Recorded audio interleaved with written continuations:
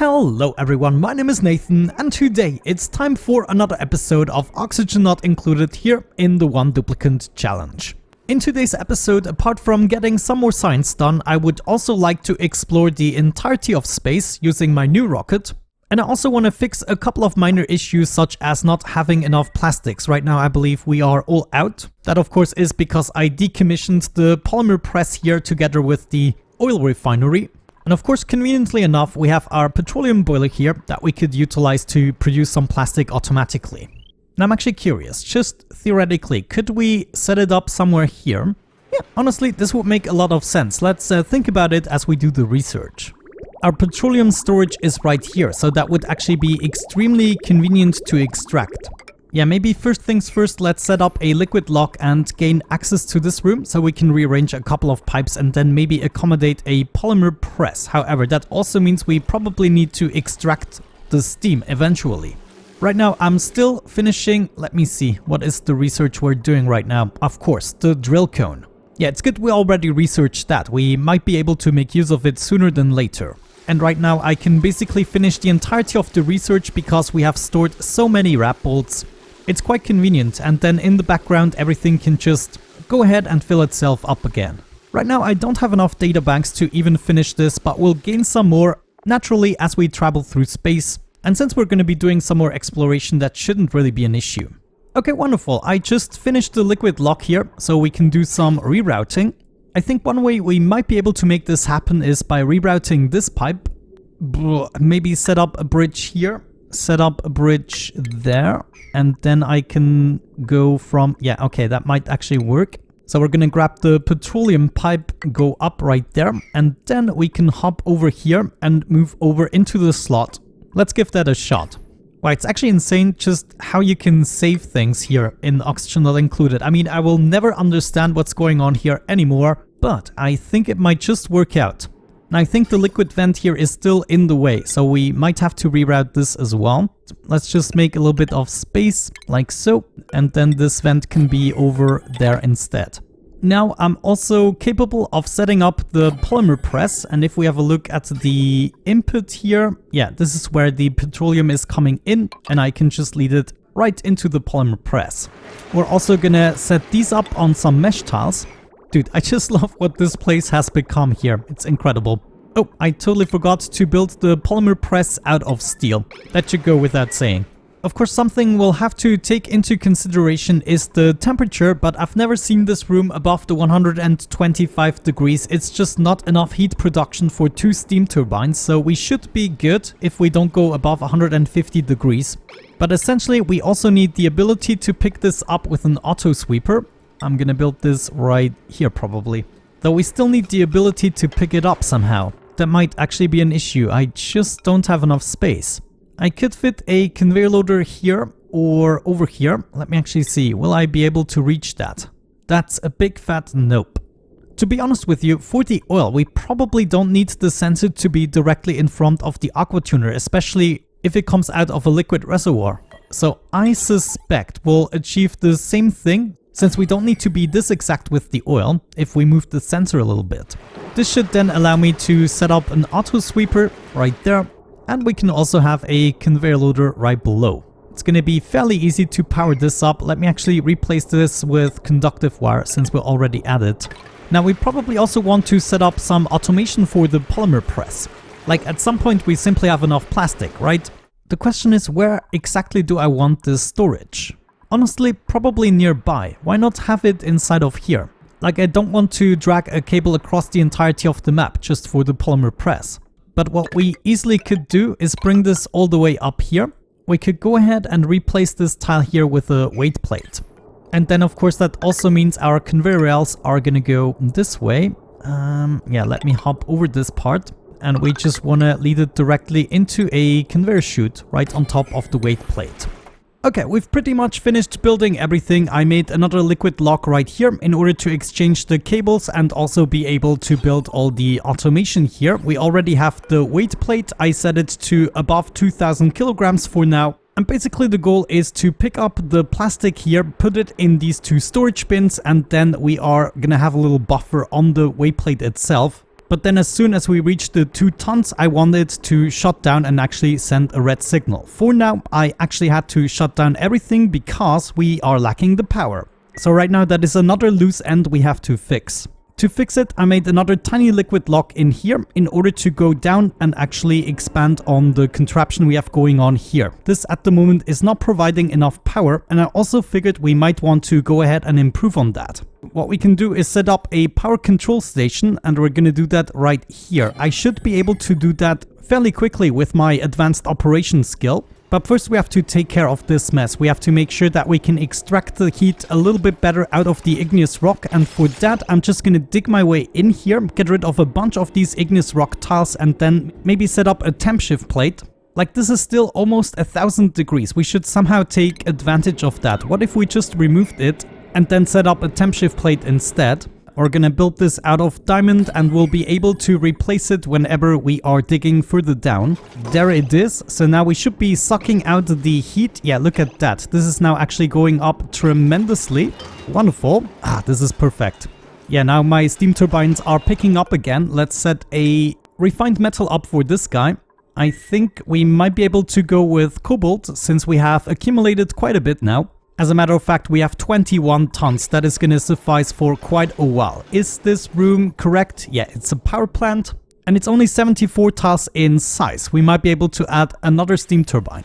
Wonderful. We're doing the first tune-up. My machinery skill is only at 33, but this is going to improve it vastly. So the current wattage here already went up to above 1 kilowatts, which is perfect.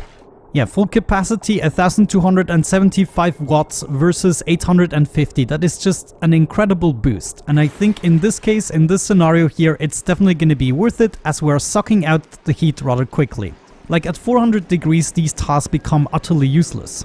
Also, check this out. The engine tune-up here is going to remain for over 6 cycles. I believe we started at around 4 cycles when we had a lower operating skill. So if we get our operating skills up, it might even last a dozen cycles.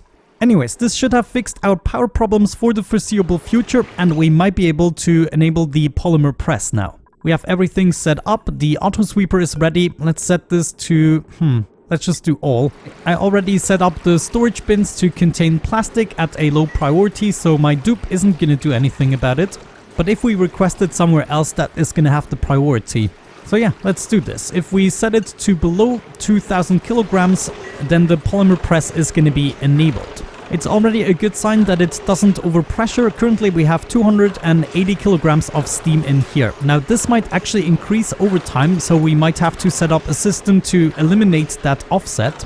But there we go. We picked up some plastic. It should be traveling. Oh, what's happening?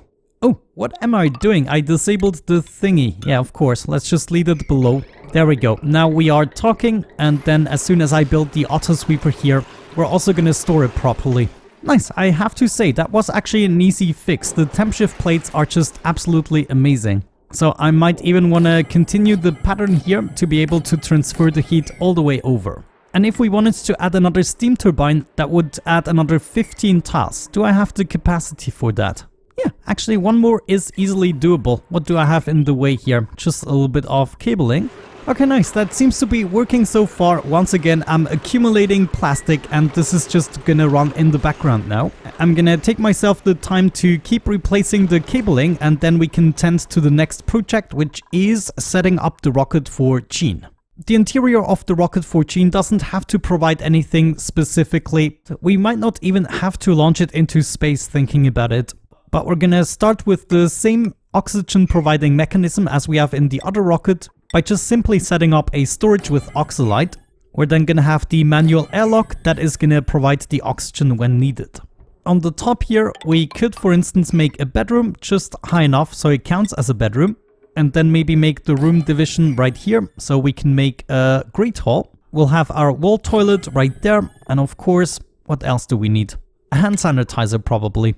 So we can set that up right here. What is the minimum size for a bathroom? Minimum size 12. Yeah, we'll probably have to make it quite large. That is a bummer. This means we only have 29 tiles, which is not enough for a great hall. Yeah, we have to make a mess hall. I'm also gonna set up some gold tiles to increase the decor here, still keep the 4 height, and we'll also block some of the radiation.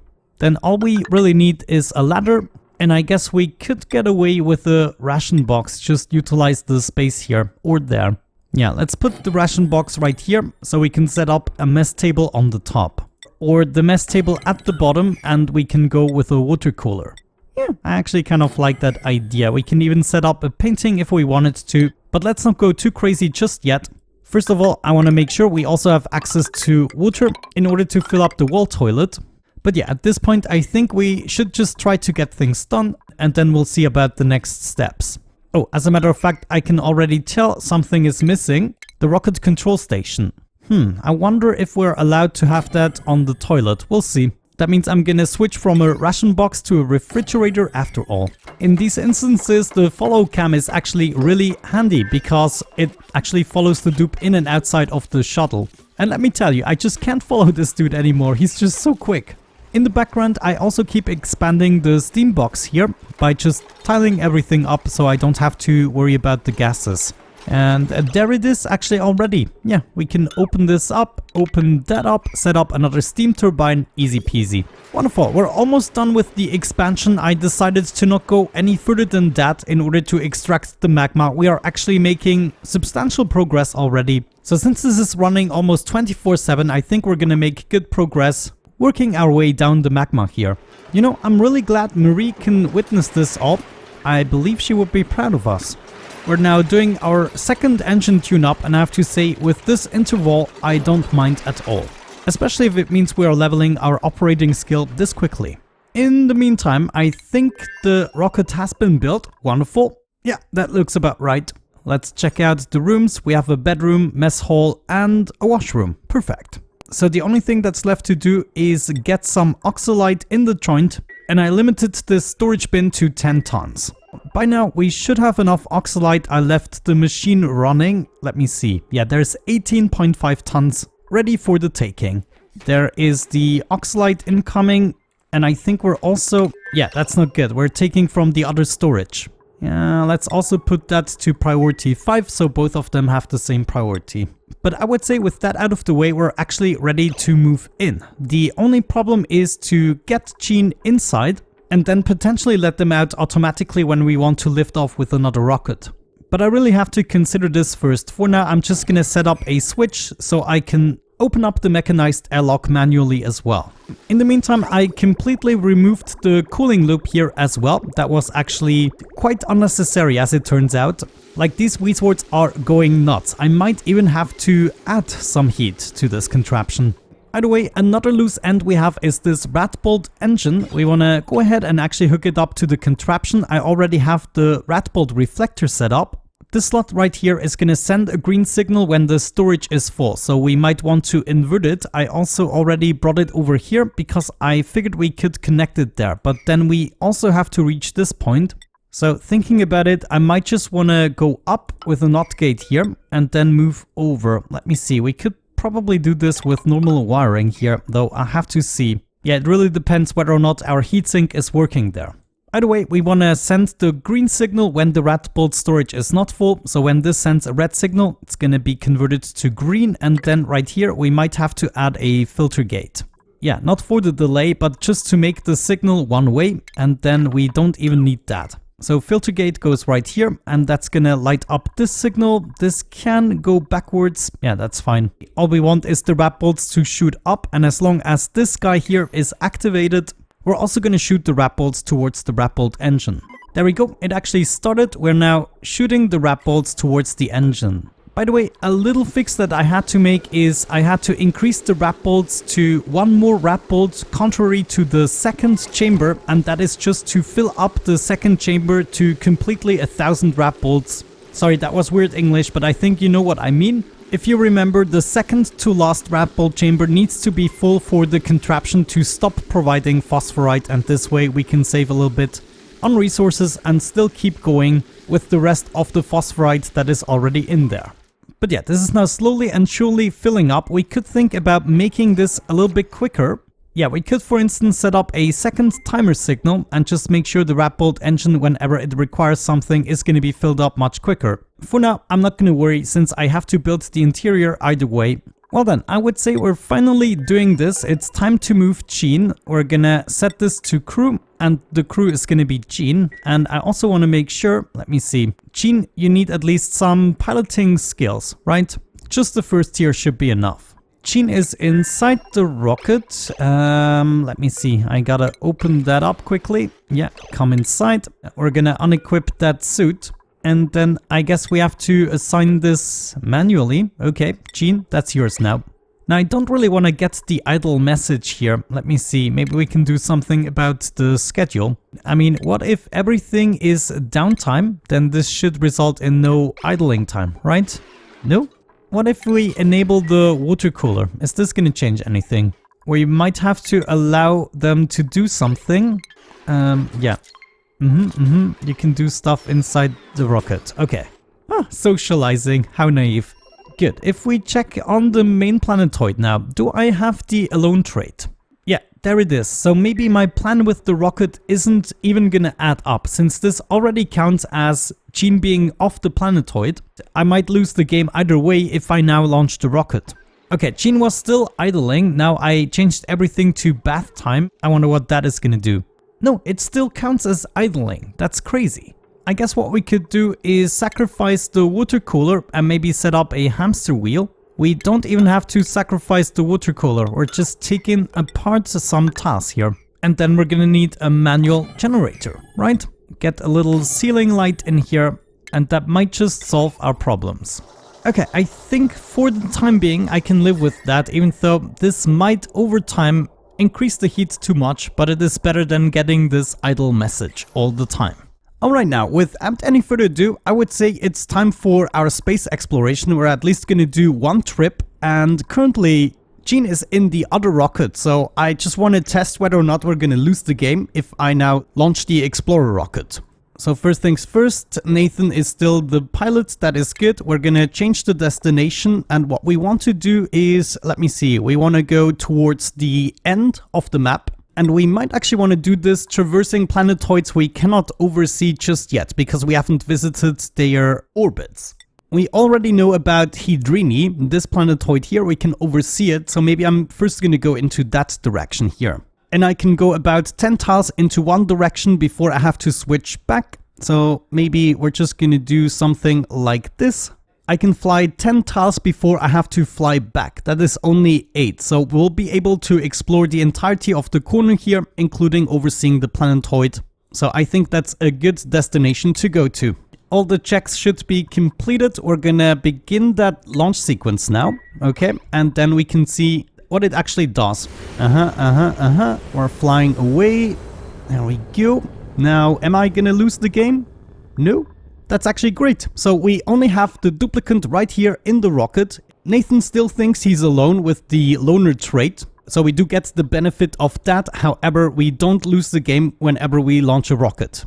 Yeah, pretty good. Let's have a look at the star map here. How long is this gonna take? 2.9 cycles. Look at this distance. Wow, I just love my piloting skills here. We gotta lose that suit though. Yeah, that might be a disadvantage that I have to regulate that myself. But yeah, as you can see, now we are about to create tons and tons of data banks as we travel through space, and as soon as we reach a point where we are actually capable of exploring more of space, we're gonna do that. And of course, while we're doing that, all the processing stuff is continuing, so once we come back, we should be seeing quite a bit of plastics in our reserve. Alrighty, I am back from my second space trip. Every time in between the trips, I'm just doing the engine tune-up, maybe do some cooking, some storing and refilling of the deodorizers, stuff like that. And then we are making our way back into space. And you can see I've already done the entirety of this part here. If we do this right, 3 more trips is all that is going to be required in order to discover everything. We've also revealed the temporal tear, as you can see here, and I don't think I found the fullerene just yet, but we might be able to find it on the next trip. We'll just have to see. So all the engine tune-ups have been done. Let's actually have a quick look at the rockets. How much food do I still have in here? Just 42,000 kilocalories. After that, we used up the excellent fruits. And if we check here with Gene, still on the hamster wheel, temperature did go up by a degree or so, so it's actually not that dramatic.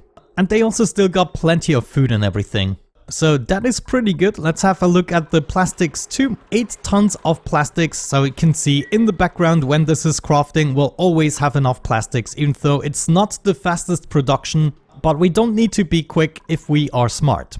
What am I doing? I'm going back to cooking. Okay, that is fine. Still plenty to cook. However, I'm rather interested in exploring space a little bit more. So now if we can, we're just gonna fly past the planetoid here. We're gonna make our way over there.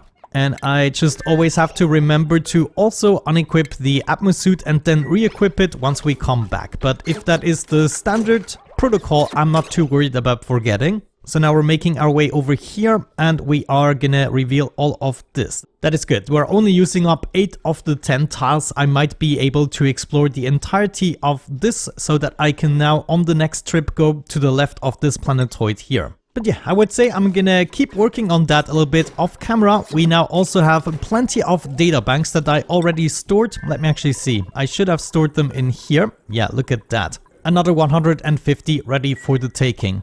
And we can also judge by this one here not being completely full that we actually did not waste a single gram of phosphorite.